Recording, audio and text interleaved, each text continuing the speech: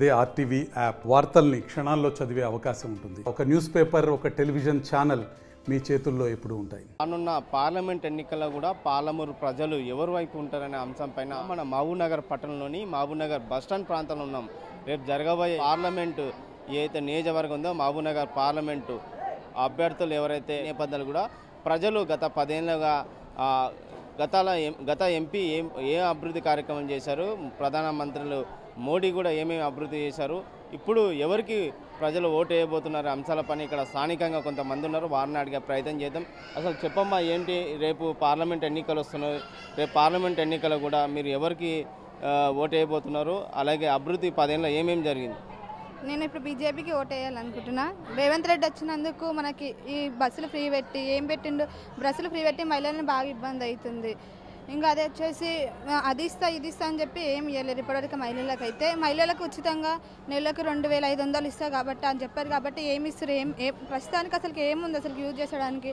అదే ఏదన్నా తినడానికి ఏదో ప్రస్తుతానికి పెట్టింటే అయిపోతుండే కదా. ఈ రేవంత్ రెడ్డి ఇంతగానో బస్సు ఫ్రీ పెట్టి మహిళలకి బస్సు టైటిల్ అవ్వడం వల్ల మహిళలు ఎప్పుడు అది కండక్టర్ కూడా డ్రైవర్కి కూడా బాగా ఇబ్బంది అవుతుంది. ఇది తీసేసి వేరే వాళ్ళకి ఏదైనా ఉపయోగించే వస్తువులు ఇస్తే బాగుంటుంది. అందుకే మేము రేవంత్ రెడ్డికి ఈసారి ఓటేయాలనుకుంటలేము, బీజేపీకే ఓటేయాలని అనుకుంటున్నాము.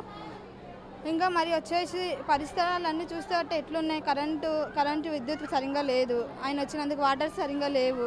అసలు ఏంది పరిస్థితి? ఇట్లుంటే ఎట్లుంటే చెప్పు, మహిళలకు కూడా ఇబ్బంది అవుతుంది కదా. బస్సులు ఫ్రీ పెట్టడం వల్ల ఎవరికి ఉపయోగపడుతుంది, ఎవరికి ఏమి ఉపయోగపడతలేదు. అంటే ఇప్పుడు కాంగ్రెస్ పార్టీ ఇక్కడ తెలంగాణలో అధికారంలో ఉంది, సీఎం రేవంత్ రెడ్డి ఉన్నారు. కేంద్రంలో కూడా కాంగ్రెస్ పార్టీ వస్తే ఎన్నో అభివృద్ధి పనులు తీసుకొస్తాం, పాలమూరు జిల్లాని వెనుకబడి జిల్లాని అభివృద్ధులుగా తీసుకొస్తామని చెప్తున్నారు. దీన్ని ఎట్లా చూస్తారు? అంటే ఆయన వచ్చి ఎవరి కోసం లాభం పెట్టి ఎవరికి ఏం నష్టమే చేసిండు అందరికీ. అందుకే ఎవరికి ఉపయోగం లేదు. ఆయన బస్సులు ఫ్రీ పెట్టిన వాళ్ళు ఎవరికి ఉపయోగం పడుతుంది, ఎవరికి ఉపయోగం పడుతుంది. దానివల్ల మేము రేవంత్ రెడ్డికి అసలుకి యాక్సెప్ట్ చేస్తలేము. ఇప్పుడు మేము మళ్ళీ బీజేపీకే గెలపాలని చూస్తున్నాం. బీజేపీ అంతకుముందుకైనా అన్నప్పుడల్లా ఏదో ఉపయోగపడ్డది, మంచిగా అన్ని సరుకులు అందుబాటులో ఉన్నాయి. బస్సులకు ఫ్రీగా బస్సులు అప్పట్లో మంచిగా ఉన్నాయి, వాతావరణం మంచిగా ఉంది. అదేమంటారు, కరోనా టైంలో మంచి ఉపయోగం ఇచ్చారు. ఇప్పుడు ఏమున్నాయి, ఇప్పుడు ఏం అసలు పట్టించుకుంటారు రేవంత్ రెడ్డి. బీజేపీ ఉండడం వల్ల అందరికీ మంచి ఉపయోగపడ్డది. ఇప్పుడు పార్లమెంట్ ఎన్నికలు వస్తున్నాయి. ఈ ఎన్నికల్లో కూడా ప్రధానంగా 3 పార్టీలు ఇక్కడ పోటీ చేస్తున్నాయి, బీఆర్ఎస్, బీజేపీ, కాంగ్రెస్. రేపు జరగబోయే పార్లమెంట్ ఎన్నికల్లో ఏ పార్టీ ఇక్కడ మహబూబ్నగర్లో విజయకేతనం ఎగురవేస్తుంది? కాంగ్రెస్ వస్తుందని అబ్బా తెలవలేదు మనకు. కాంగ్రెస్ అవ్వచ్చు. అంటే 10 ఏళ్ళు బీజేపీ పార్టీ కేంద్రంలో పరిపాలించింది. బీజేపీ ప్రధానమంత్రి నరేంద్ర మోడీ కూడా ఎన్నో పథకాలు తీసుకొచ్చినాయి. మీకు ఎట్లా అనిపిస్తున్నాయి? మస్తు చేసిన వాయిబ కూడా మస్తు చేసిండు, రైతు బంద్ చేసిండు, మస్తు చేసిండు. ఇప్పుడు మోడీ కేంద్రంలో కూడా 10 ఏళ్ళు ఉన్నాడు కదా. ఇప్పుడు మోడీ చేసిన సంక్షేమ పథకాలు ఎట్లా ఉన్నాయి? మళ్ళీ మోదీకి ఆదరిస్తారా ప్రజలు? ఆయన చేస్తాడు, ఇప్పుడు కూడా చేస్తాడు. ఎవరు? నరేంద్ర మోడీ చేస్తాడు. అంటే ఇప్పుడు మామూలు పార్లమెంటు బీజేపీ గెలిచిందంటారా? బీజేపీ గెలుస్తుంది. పార్లమెంట్లో కూడా 3 పార్టీలు పోటీ చేస్తున్నాయి, ప్రధానంగా బీజేపీ, బీఆర్ఎస్, కాంగ్రెస్ పార్టీ ఇక్కడ తెలంగాణలో అధికారంలో ఉంది. ఇక్కడ మహబూబ్నగర్ పార్లమెంటు సీఎం రేవంత్ రెడ్డి కూడా టికెట్ ఇక్కడ చెల్లా వంశీచంద్ర గెలిపించుకోవాలని కూడా దోహదపడుతున్నాడు. నీకు 10 ఏళ్ళ కూడా బీఆర్ఎస్ ఇక్కడ సిట్టింగ్ ఎంపీగా ఉన్నాడు. 10 ఏళ్ళు ఏం అభివృద్ధి చేశారు? ప్రధానమంత్రి కేంద్రంలో కూడా ఏమేమి సంక్షేమ పథకాలు తీసుకొచ్చారు? మీకు ఆ సంక్షేమ పథకాలు నచ్చావా? ఇక్కడ పార్లమెంట్ ఏ పార్టీ గెలవబోతుంది? మాకు పార్లమెంట్ ఎన్నికల్లో ఇంతకుముందు గెలిచిన ఎంపీ అయితే ఎక్కడ పరిచయం లేదు. ఆయన ఊర్లో పోతే కూడా పెద్దగా రాలే. మా నారాయణపేట కాన్స్టిట్యూన్సీ కూడా రాలే, మక్తల్ కాన్స్టిట్యూన్సీ కూడా రాలే. ఇంకోటి ఏంటంటే రేవంత్ రెడ్డి మస్తు మాటలు చెప్పిండు కదా, ఇంతవరకు చెప్పిండు కానీ అమలు చేయలే. ఇంతకుముందు కేసీఆర్ కూడా చెప్పిండు, కొన్ని చేసిండు, ఇంకా కొన్ని చేయలే. ఏం చేయలే అంటే విద్యార్థులకు ఏం మొత్తం నష్టం జరిగింది. రైతులకు కూడా రుణమాఫీ చేస్తాను, చేయలే. ఈయన కూడా 6 గ్యారెంటీలు అని చెప్పి మొత్తం అమలు చేస్తున్నాడు. మా నారాయణపేట కాన్స్టిట్యూన్సీకి అయితే అసలు ఏది లేదు. 200 యూనిట్లు ఫ్రీ అన్నాడు, అది లేదు. ఓన్లీ ఏంటంటే బస్సు ఒకటి ఫ్రీ ఉంది. ఆ బస్సు ఫ్రీ కూడా ఎట్లుందంటే కింద పడ్డ మనిషి మన మనిషి కాడన్నట్టు ఉన్నారు. పబ్లిక్ అసలు ఆడపిల్లలు ఎక్కున్నారు. మా పల్లెటూరు, మాది అవసరంపల్లి విలేజ్, అక్కడ నుంచి నారాయణపేట నుంచి నర్వాకోత వెళ్తుంది. ఆ బస్సులో మాకు స్థలం లేకుండా అసలు నారాయణపేట పోవాలన్న స్థలం లేకుంటుంది, మళ్ళీ ఇక్కడ జగ్లేరు పోవాలన్న స్థలం లేకుంటుంది. అటువంటి పరిస్థితుల్లో కనీసం ఆయన ఒక మొగాళ్ళకు ఆడపిల్లలకు సమానంగా ఛార్జ్ పెట్టి 30 రూపాయలు అక్కడ 20 రూపాయలు పెట్టి చేస్తే బాగుండేది. ఇంకోటి ఏంటంటే ఈయన మాటలు చెప్పిండు, మస్తు చెప్పిండు, కానీ అసలు ఏమి చేయలే.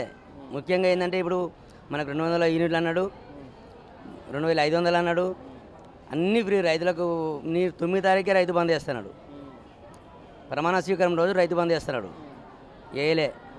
ఇంతవరకు 100 రోజులు చేస్తున్నాడు, 100 రోజులు కూడా చేయలే. ఇప్పుడు మళ్ళీ ఆగస్టు 15 అంటున్నాడు, కానీ ఆగస్టు 15 కూడా డౌటే. ఎందుకంటే గెలవడానికి ఎన్నైనా చెప్పొచ్చు, పబ్లిక్ సోమరితనము ఎక్కువైతుంది. అన్నీ ఫ్రీ ఫ్రీ అనడం వల్ల సోమరితనం ఎక్కువైతుంది. ముందు ఈ ఫ్రీలు కాకుండా పబ్లిక్ ఉపయోగపడేది విద్య కానీ వైద్యం కానీ అటువంటి అందిస్తే బాగుంటుంది మా అభిప్రాయం. అంటే 10 ఏళ్ళ ప్రధానమంత్రి నరేంద్ర మోడీ, కేంద్రంలో కూడా బీజేపీ ప్రభుత్వం ఉంది. ఆ స్కీమ్స్ ఇప్పుడు నీకు మహబూబ్నగర్ పార్లమెంట్ కూడా అభివృద్ధికి తీసుకుపోయిందంటారా? మాకు పార్లమెంట్ అంటే మాకు నరేంద్ర మోడీ పార్లమెంట్ అభ్యర్థి మాకు లేడు ఇక్కడ. కాకపోతే నరేంద్ర మోడీ చేసిన కొన్ని మంచిగా ఉన్నాయి. ఏమేమి మంచిగా అంటే ఇప్పుడు వేరే 3 తలాక్ అటువంటి కానీ 370 ఆర్టికల్ కానీ అటువంటివన్నీ బాగున్నాయి మనకి. ఎందుకంటే కులమత భేదాలు కాకుండా చేస్తున్న పథకాలు బాగున్నాయి. ఇంకోటి ఇప్పుడు రైతులకి ఏం చెప్పలే, ఆయన ఫస్ట్ 6000 రూపాయలు ఇస్తున్నాడు సంవత్సరానికి, అటువంటివన్నీ బాగున్నాయి. ఇంకోటి ఏంటంటే ఇంతకుముందు మనం 75 సంవత్సరాల కాలంలో కాంగ్రెస్ పార్టీని చూసినాం. మనం చూస్తే చొరబాటుదారులు ఎక్కువైండ్రి, ఉగ్రవాదులు ఎక్కువైండ్రి, పాకిస్తాన్ నుంచి చొరబాట్లు 24 గంటల చొరబాట్లే, ఎక్కడ పడితే అక్కడ చంపేది. ఈయన వచ్చిన 10 సంవత్సరాల కాలంలో ఎక్కడ కూడా అటువంటి అవాంఛనీయ సంఘటనలు జరగలే. ఇప్పుడు మనం చూస్తే మన దేశం చూస్తే భయపడేట్లా అయిపోయినారు. కాబట్టి మనకేంటంటే ఎవరైనా ప్రధానమంత్రి అయినా మన దేశానికి రక్షణగా ఉండేవారు ప్రధానమంత్రి కావాలి. ముఖ్యంగా మనం కాంగ్రెస్ని అయితే చూసినాం. వాళ్ళు ఎవరైతే ఇప్పుడు ఉదాహరణకు పశ్చిమ బెంగాల్ నిన్ననే వీడియోలో పెట్టిండ్రు, ఒక పూజారిని దారుణంగా ఉగ్రవాదులు చంపినరు. అటువంటి దాన్ని ఖండిస్తలేరు. ఇప్పుడు కాంగ్రెస్ రేపు ప్రధానమంత్రి అయినప్పటికైనా కూడా వాళ్ళకు ఉన్నది సవలత్, కానీ మనకు లేదు. ఉగ్రవాదులకు ఛాయిస్ ఇస్తారు, కానీ మన దేశవాసులకు స్థలం లేదనేది నా ఉద్దేశం. అది అంటే లాస్ట్ టైం కూడా ఈ పార్లమెంట్ ఎన్నికలు కూడా డీకార్ కూడా స్వల్ప ఓట్లతో ఓడిపోయింది. ఇప్పుడు మళ్ళీ బీజేపీ పార్టీ ఆమెకే అధిక పార్టీ టికెట్ ఇచ్చింది, పోటీలో ఉంటుంది. ఎట్లుండబోతుంది డీకార్న? మా అభిప్రాయం అయితే గెలవాలి కంపల్సరీ. ఎందుకంటే మళ్ళీ బీజేపీ వస్తేనే దేశం సురక్షితంగా ఉంటుంది అనేది నా అభిప్రాయం వ్యక్తిగతంగా. ముఖ్యంగా ఏంటంటే ఇప్పుడు మనము మొన్న కేసీఆర్ హయాంలో కూడా చూసినాము, ఎక్కడ పడితే ఎక్కడ మహిళల మీద దౌర్జన్యాలు జరిగినాయి. అదే మన మీద దౌర్జన్యం జరిగితే అడగలేదు, వాళ్ళ మీద దౌర్జన్యం జరిగితే ఒక్కరి మీద దౌర్జన్యం జరిగినా కేసులు పెట్టిండ్రు. అటువంటివి ఎవరికి కూడా జరగదు. ఏ కులం వాళ్ళకైనా కానీ ఏ మతస్థులకైనా కానీ అందరినీ సమానం చూసుకొని అందరికి ముందు తీసుకెళ్తే బాగుంటుందని నా ఉద్దేశం. అంటే ప్రధానమంత్రి ఎవరు కావాలనుకుంటున్నాను? నాకు నరేంద్ర మోడీ కావాలి. నా పార్టీ వస్తే బాగా వంశీ చంద్రారెడ్డి గారికి ఎంపీగా గెలిపించాలని మాకు వచ్చింది ప్రేమ. ఎందుకోసం అంటే ఇంతవరకు బీజేపీ 10 సంవత్సరాలు వెళ్ళిందని ఆయన, మళ్ళీ ఎప్పుడు ఆయనే ఉండాలంటే మరి కావద్దా, మళ్ళీ వేరే ఆయన ఉండొద్దా? మనం ఆయనకు కూడా అవకాశం ఇస్తున్నాం. బాగా మా చేసిన కాదు చేసింది, మా చేసిన జరుగుతున్నాం. మాకు అది చాలా అయింది. మా కాంగ్రెస్ రావాలి ఈసారి. రాష్ట్రంలో కాంగ్రెస్ ఏముంది, కేంద్రంలో కూడా కాంగ్రెస్ రావాలి. మరి పన్నులు కావాలంటే మరి 2 ఉంటేనే కదా పనులు అయ్యేది. మరి పన్ను మరి కేంద్రంలో ఏం లేదు, రాష్ట్రంలో ఉంటే ఏం చేస్తాడు రేవంత్ రెడ్డి ముఖ్యమంత్రి? ఏం చేయలేడు కదా.